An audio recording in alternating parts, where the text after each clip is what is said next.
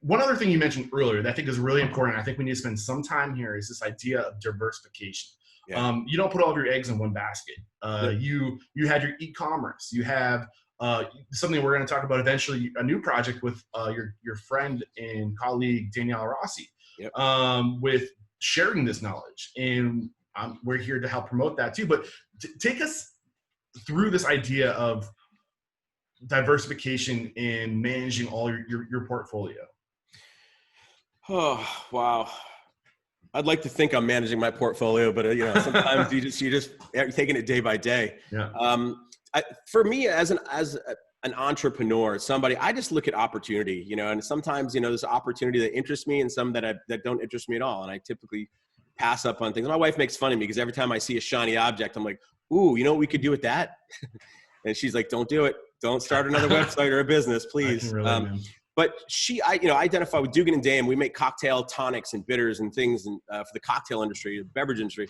And that was something she was passionate about. And I saw how passionate she was and how talented she was. I mean, she's pursuing her doctorate in holistic nutrition, herbalism. So she's really big into this stuff anyway.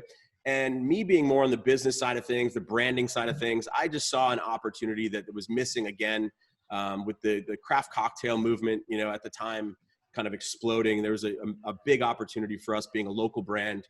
A lot of people know us down here in South Florida. So we thought it was an easy opportunity for us to launch something like that. And as I'd mentioned, our primary consumers right now are restaurants and bars. So, we kind of, the faucet turned off 3 months ago and hasn't turned back on yet, or it just did. So we're happy about that. Obviously, other things that I have going on, you just kind of take it day by day, and you do the best you can. And I'm rebuilding kind of an internal management team so I can manage the quote unquote portfolio of things a little bit better.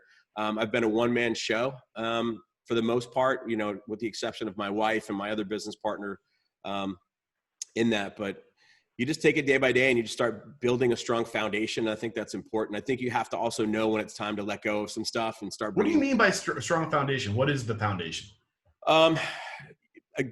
Getting all the core pieces in place first, whether it's business structure, I think you have to get all the junk out of the way, the stuff no one likes to do, the tough conversations, like who's going to own what and who's going to make the decisions and how's the money going to be split up. And once you put that out of the way and you have real conversations about that, it's so much easier to run a business because it's all built on a foundation of knowing, trust. It's all in black and white.